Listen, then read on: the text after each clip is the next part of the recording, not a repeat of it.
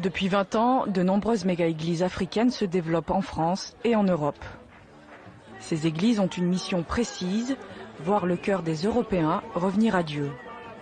Avec ses 2000 paroissiens, ICC, Impact Centre Chrétien, est l'une des plus grandes églises évangéliques de France. Elle est aussi membre de la Fédération protestante. Partie d'une poignée de fidèles, cette église fait aujourd'hui salle comble. Yvan Castanou est l'un des fondateurs de l'église. Formé à l'Institut biblique de Paris, il est aujourd'hui le pasteur principal. J'ai reçu la conviction que Dieu m'appelait à être pasteur. J'ai résisté. J'ai jamais voulu quitter mon école de commerce pour aller être pasteur, parce qu'à l'époque, ça n'avait pas une bonne réputation, pasteur. Mais j'ai obéi. Et c'est vrai que j'étais déjà passionné pour voir les gens être transformés, parce que moi-même, j'avais été embrasé par la rencontre avec Dieu. Et donc, on a commencé, on a créé une association, on a cherché une salle, on a commencé, il y avait une dizaine de personnes.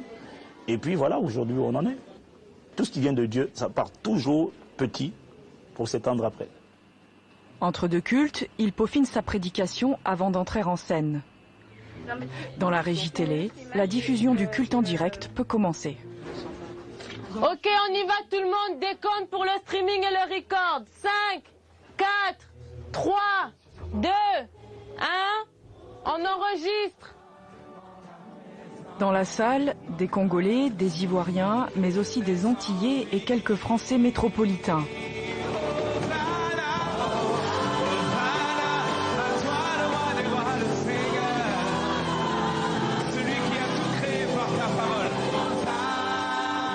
En moins de 10 ans, le pasteur Castanou a transformé son groupe en une église dynamique. Pour lui, sans l'appel de Dieu, rien n'aurait été possible. Entendre Dieu est la clé pour pouvoir pratiquer, respecter la loi de la reconnaissance. Mon but, c'est de nous amener à nous sentir responsables. Parce qu'une seule personne, une seule race, c'est l'Église. Parce que l'Église est capable d'empêcher les œuvres de Satan de se manifester. Ça, c'est vrai. Dis-moi Amen. L'Église doit à la fois être un centre de refuge, ça doit être à la fois un centre de convivialité. Mais bref, c'est un environnement où on vient, on rencontre Dieu, et puis on rencontre des frères et des sœurs. Et par cette communion, par l'enseignement de la parole de Dieu, par la passion pour Dieu, par la présence de Dieu, l'adoration, à un moment donné, la vie des gens est transformée. Nous n'essayons pas de discerner qu'est-ce qui se passe. Plutôt qu'un coach, je suis plus un motivateur, celui qui booste les gens. Celui qui dit aux gens, écoute, Dieu t'aime comme tu es, mais il t'aime trop pour te laisser tel que tu es. Voilà. Donc tu peux devenir mieux que ce que tu es aujourd'hui. On n'est pas juste pédagogique, on ne culpabilise pas, mais on donne aux gens l'envie. On fait appel aux sentiments élevés. Et ça fait toute la différence, je vous garantis. Au lieu de dire à une personne, au lieu de dire à quelqu'un, si tu fais ça, tu vas aller en enfer, si tu commets l'adultère, tu vas aller en enfer, ok? On lui dit, mais écoute, tu n'es pas n'importe qui, quand même, valorise-toi, tu es le temple du Saint-Esprit, tu es un chef-d'œuvre de Dieu. Si cet homme te veut, il n'avait qu'à t'épouser. Si tu n'es pas qui habille, l'amour à petit prix. Voilà, il n'a pas à t'avoir à petit prix. Voilà, ça c'est de la motivation. Et puis la personne dit, yes, c'est vrai, yes, je ne tue pas n'importe qui. Ce sont des églises pour espoir, qui mettent l'accent sur le changement, sur un Dieu de grâce, un Dieu qui efface l'ardoise des péchés, et un Dieu qui permet un nouveau commencement, qui permet une nouvelle naissance.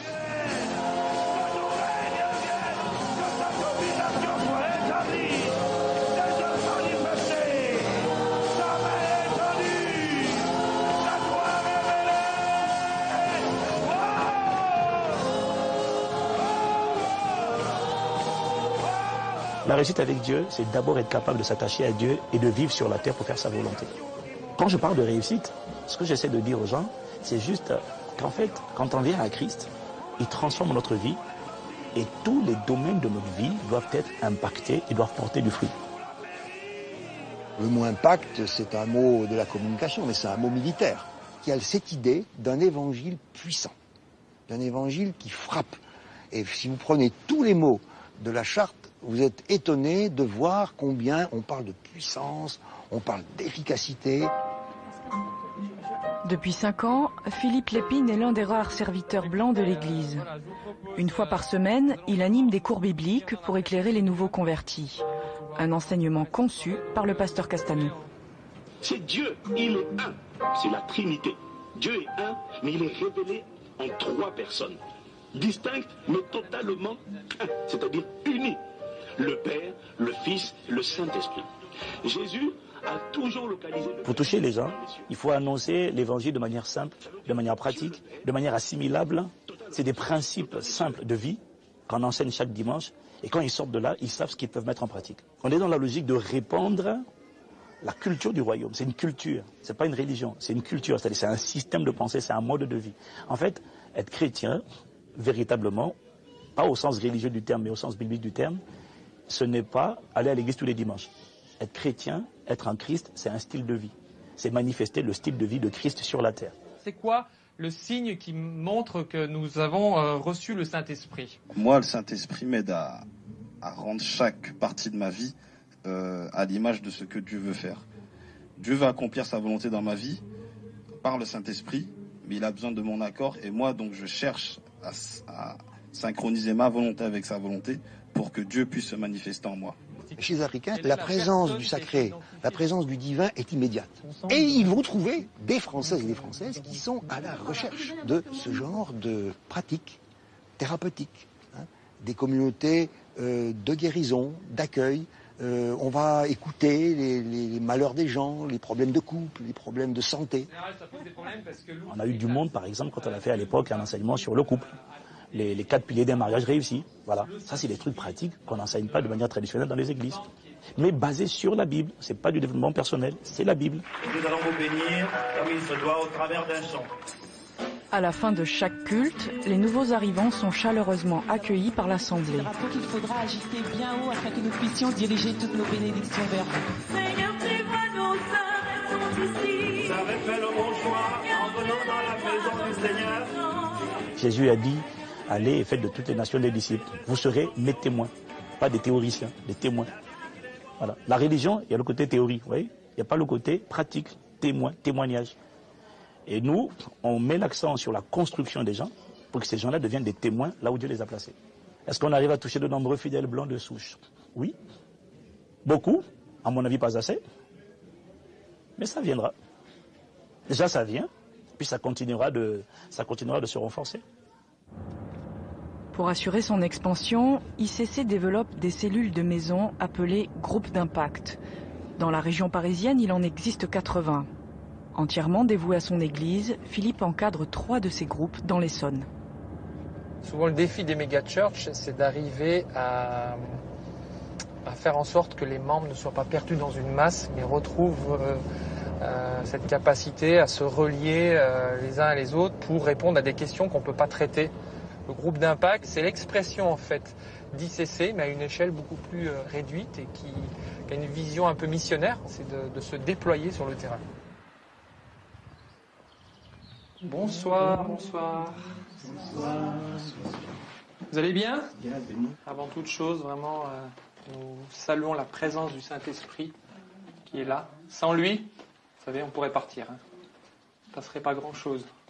Hein, mais c'est le Saint-Esprit qui a permis que nous soyons là ce soir. Donc, nous avons conscience que non seulement nous l'avons invoqué, nous savons qu'il est là, nous savons aussi que nous le transportons, le Saint-Esprit. Nous sommes dans la logique d'aller partout, Dieu permettra d'aller. C'est un vrai défi. Il faut évangéliser les foules, mais après, il faut asseoir. Ça, c'est l'enseignement qui fait ça. Il faut asseoir, il faut accompagner, il faut être patient, il faut être persévérant, il faut être endurant, parce que c'est pas facile. La Bible, c'est comme une lettre que Dieu envoie à chacun d'entre nous. Il a des choses à nous dire. Bon, une lettre d'amour, parce qu'il veut d'abord nous dire qu'il nous aime. Hein, et au travers du Saint-Esprit, il est clair. Le jour où nous acceptons Christ, peut-être dans notre environnement tout proche, notre conjoint, nos enfants, autres, vont peut-être pas comprendre.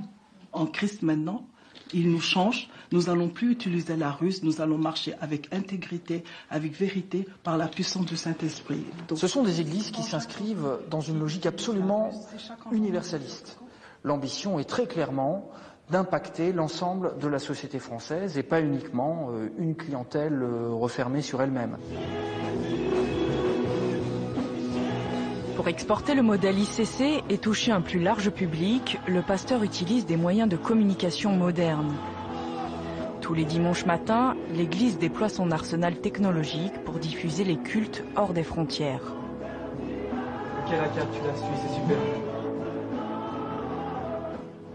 Au même moment, des modérateurs animent un forum sur les sites internet de l'église. Ils apportent des réponses aux internautes. Toute la force de frappe d'ICC est en marche. Notre objectif, c'est d'envahir la francophonie avec la culture du royaume. L'évangile, c'est une semence, c'est une graine qu'on plante. Il faut donner l'opportunité d'entendre ce message à tout le monde. Certains vont le rejeter, mais beaucoup vont l'accepter aussi. Donc il faut que tout le monde l'entende.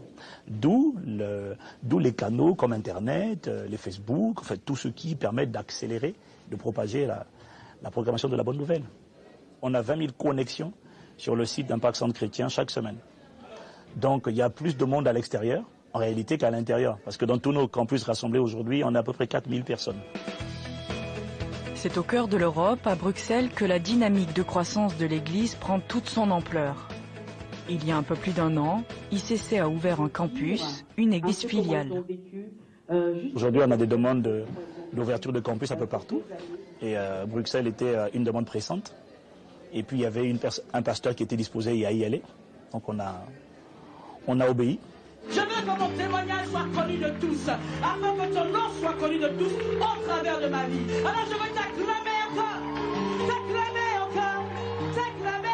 Ici comme en France, l'Église dispense une formation pour les nouveaux convertis. Alléluia. Après 2 ans d'études, ils deviennent officiellement missionnaires de l'Église.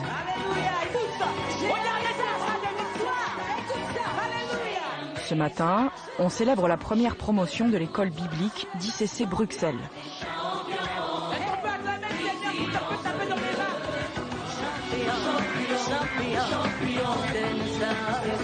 Alléluia.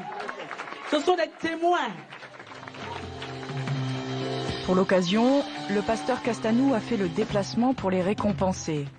Il en profite pour leur rappeler leur vocation de disciples. Puissiez-vous, là où vous serez, là où vous irez, dans toutes les sphères d'influence, là où Dieu vous déploiera, puissiez-vous vraiment faire honneur, pas à Impact École Biblique, mais honneur au royaume, honneur au Saint-Esprit, honneur aussi à la parole que vous avez reçue. Nous te bénissons, Dieu Tout-Puissant.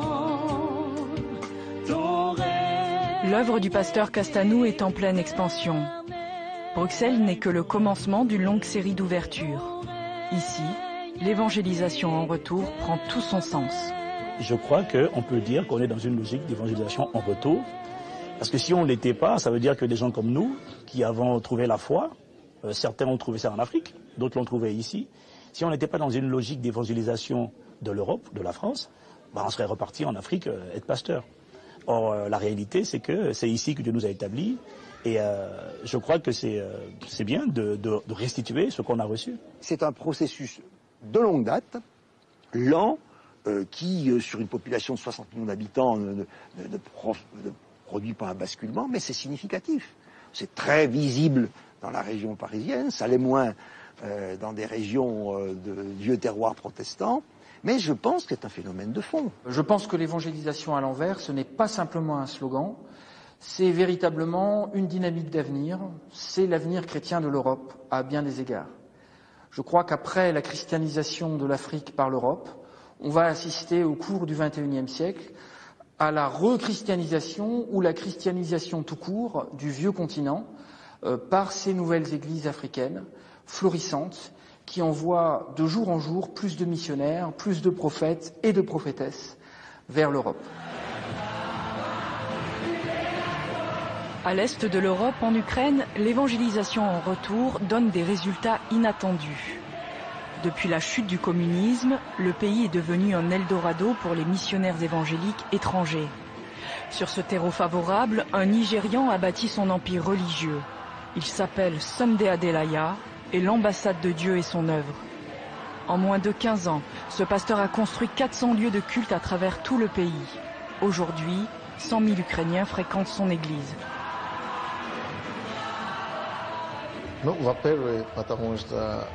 En premier lieu, j'ai une dette, non seulement envers l'Ukraine, mais aussi envers l'Europe. Il faut démontrer à l'Européen contemporain du XXIe siècle que Dieu n'est pas mort. Que Dieu, ce n'est pas simplement une religion creuse. Que Dieu est vivant et qu'il est capable de guérir toutes les maladies et de résoudre tous les problèmes de la société, y compris d'un individu. Mais on peut dire que ce n'est que le début, ce n'est que la fondation qu'on met en place. Depuis son indépendance, l'Ukraine est confrontée aux ravages de l'alcool et de la drogue. Chaque année, 45 000 enfants en sont victimes. L'ambassade de Dieu a fait de ce fléau national sa priorité. À Kiev, elle a créé plusieurs centres de désintoxication. Elle prend en charge l'accueil et le suivi des toxicomanes. Ce centre a ouvert ses portes il y a 2 mois à peine. Il accueille déjà une quinzaine de toxicomanes, isolés de l'extérieur pendant 6 mois. Andrei est un ancien drogué. Il s'occupe à son tour des malades. Pour lui, nul besoin de médicaments pour guérir. Мы поняли, что мы спасены не просто для того, чтобы не колоться, для того, чтобы не употреблять. Мы спасены для чего-то большего. Аминь. La parole de Dieu est vive et efficace. Lorsque tu l'acceptes, tu l'avales comme un médicament. Elle est dissoute, elle devient chair. Elle a une influence sur tous tes organes. La parole de Dieu parle de toutes les maladies. Elle guérit tout. La morosité, la surdité, l'addiction narcotique, alcoolique. La drogue est l'addiction spirituelle. La parole de Dieu contient le Saint-Esprit. Lorsque tu l'absorbes avec la foi, et sans foi, il est impossible de croire à cette force. Si cette parole de guérison relève l'ancien drogué, c'est surtout grâce à la prédication enflammée du pasteur Sunday. Ce matin, il rend visite aux résidents en cure. Il les encourage à persévérer et à se consacrer totalement à Dieu.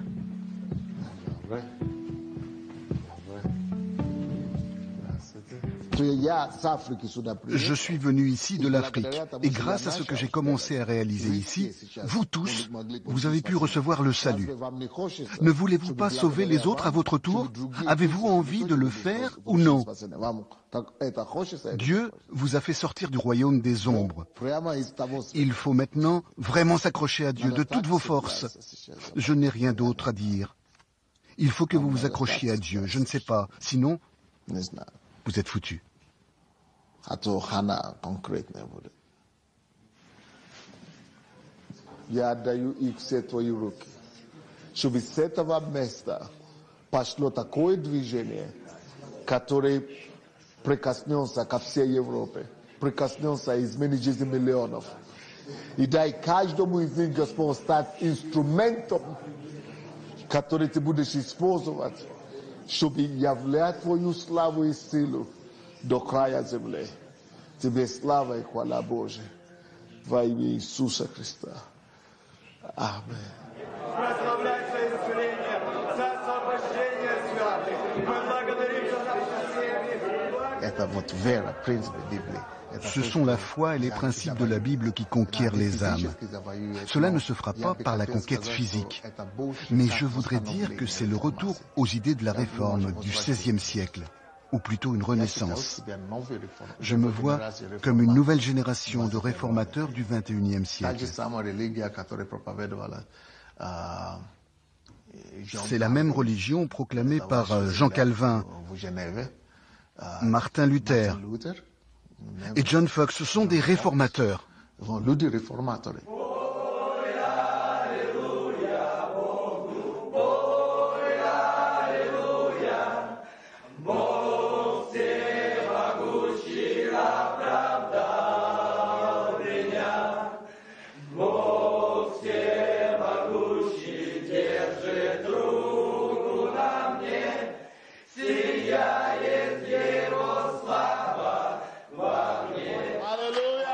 n'est pas simplement là dans le show et dans le discours, même si de l'extérieur c'est le sentiment qu'on peut avoir. Il y a une très forte pratique concrète de la solidarité au sein de cette Église, avec notamment une action sociale très visible dans l'agglomération de Kiev et qui a séduit beaucoup de populations souvent confrontées à une très grande précarité. Foule des grands jours dans le chapiteau qui fait office de lieu de culte. Tous les dimanches matins, c'est le même rituel. Les fidèles se pressent sur la scène pour témoigner de leur nouvelle vie. Je m'appelle Elena, j'ai perdu mon mari et je suis tombée en dépression pendant 12 ans. À présent, j'ai ma propre affaire, une agence immobilière, je vends des appartements. Dieu vous a aidé à surmonter votre dépression et vous a donné votre propre business. Oui, c'est bien ça, depuis 2005, je suis libérée. Dieu vous a amené à l'église et vous a libéré de la dépression et il vous a donné votre affaire. Maintenant, j'ai mon business et j'aide les gens à trouver un logement. Dieu soit loué. Merci à vous. Bonjour pasteur, bonjour chers fidèles de l'église. Après ma 3e sortie de prison, j'étais complètement perdu. À cette époque, j'avais 30 ans. Et vous savez, après 15 ans de toxicomanie, on est seul et très malade. Vous comprenez? 3 peines de prison. 3 condamnations. Oui, et 15 ans de toxicomanie. Depuis 8 ans que je suis fidèle à cette église, ma vie a changé radicalement. Ici, dans la salle, il y a ma femme. Donc, Dieu t'a sauvé. Celui qui vient dans cette église obtient une nouvelle vie. Changement de décor. Pour mieux déployer sa mission, l'ambassade de Dieu s'implante dans tous les quartiers de la capitale. Ces dernières années, des dizaines d'assemblées locales ont ainsi vu le jour. À leur tête, d'anciens toxicomanes. Ils portent à leur tour la parole de l'Église. Touché par le charisme de Sunday Adelaya, le pasteur Roman reconnaît que son œuvre n'est pas le fruit du hasard.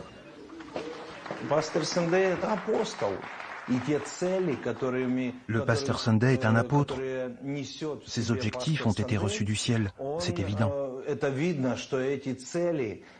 Ce sont les mêmes que Jésus aurait suivis à sa place. Ce que nous faisons en tant qu'ambassade de Dieu, c'est uniquement ce qui est écrit dans la Bible.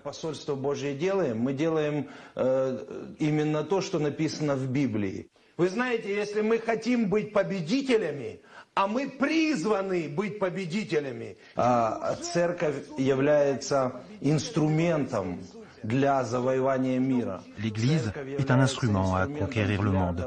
C'est un instrument à révéler les principes du royaume de Dieu dans notre société. Elle doit mener la guerre, des actions offensives, afin de chasser Satan des territoires par les principes du royaume, tels que l'amour, la justice, la sainteté, l'honnêteté.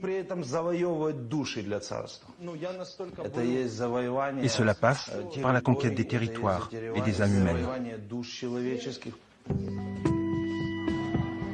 Ce travail d'évangélisation de la société ukrainienne s'adresse aussi aux plus jeunes. Dans la banlieue de Kiev, l'ambassade de Dieu est présente dans une école à travers le mouvement Jeunes Patriotes. Ici, l'Église dispense des cours d'éducation civique avec l'accord implicite de l'État. Mais l'objectif principal est clair, inculquer la religion aux enfants. L'objectif du mouvement patriote est d'amener les enfants à Dieu. Mon travail initial consiste à prendre des mesures préventives auprès des couches sociales fragiles, des familles concernées par l'alcool, la cigarette, la drogue et le sida. Nous nous positionnons comme une ONG, mais pas comme l'Église. Mais ce n'est pas pour leur mettre le grappin dessus, c'est juste pour leur faire connaître Dieu. Ça donne des résultats et les autorités les voient, car c'est la meilleure solution pour la société. Молодежно-патриотическое движение – это движение, поэтому оно должно двигаться. Поэтому мы каждый день что-то должны делать. В первую очередь, как каждый из лидеров, мы в первую очередь должны работать над своим характером. Natalia est une disciple du pasteur Sunday. Une fois par semaine, elle incite les écoliers à appliquer les valeurs morales défendues par l'Église. Pour distinguer les meilleurs éléments, l'ambassade de Dieu distribue des foulards aux couleurs de l'Ukraine. Un garçon dans ma classe veut lui aussi porter le foulard et je lui ai dit qu'il devait devenir meilleur pour l'avoir et il a commencé à faire des progrès. Vous faites un bon travail. Je salue vos efforts. Vous êtes les plus fidèles, les plus forts. Vous réussirez, vous serez les leaders et aiderez la vie des autres à changer, comme la vôtre a été changée. Il y a environ 50 enfants, mais j'ai l'objectif d'en avoir 500 par an. Mon but dans cette école est de repérer les futurs leaders, de les former pour qu'ils soient prêts à proclamer ces principes dans d'autres écoles. Je vois en eux les futurs patriotes, les futurs leaders qui changeront le pays.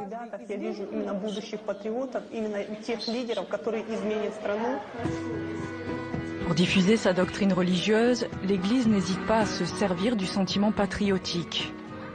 En moins de 2 ans d'existence, le mouvement Jeunes Patriotes a réussi à toucher 10 000 enfants.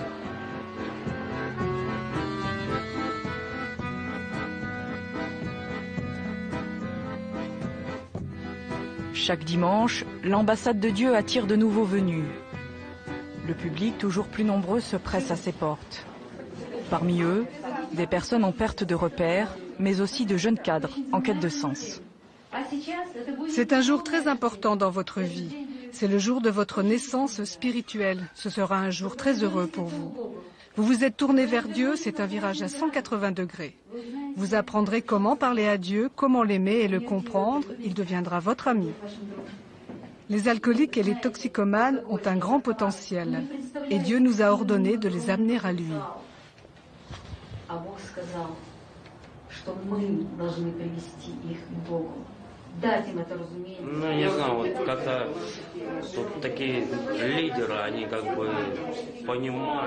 Les leaders ici cherchent à te comprendre.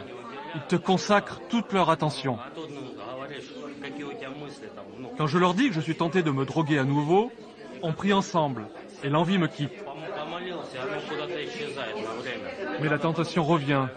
Et heureusement, la prière m'aide à résister.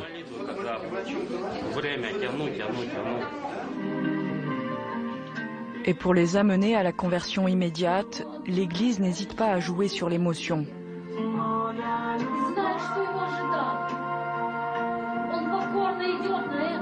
Mais pour être pleinement acceptés, les nouveaux fidèles doivent se repentir collectivement.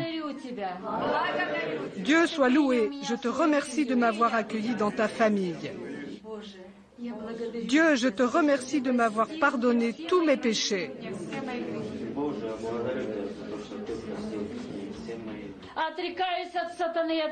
Je renonce à Satan et je n'accepte que tout ce qui est de notre Dieu Jésus-Christ.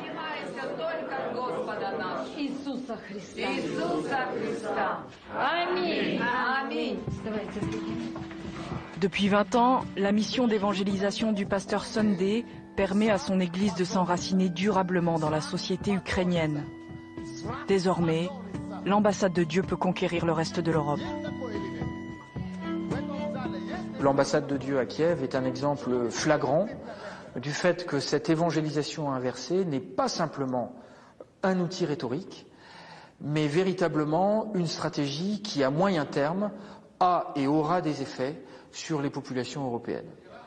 Si ça marche à Kiev et en Ukraine, dans un contexte où par ailleurs les Africains sont globalement assez mal vus, ça peut marcher n'importe où. Господь, мы благодарим Тебя за это слово. Спасибо, что Ты умер за нас, что Ты пролил свою кровь за нас, чтобы мы больше не боялись смерти и не боялись ничего на этой земле. Ты говоришь, Ты не оставишь и не покинешь.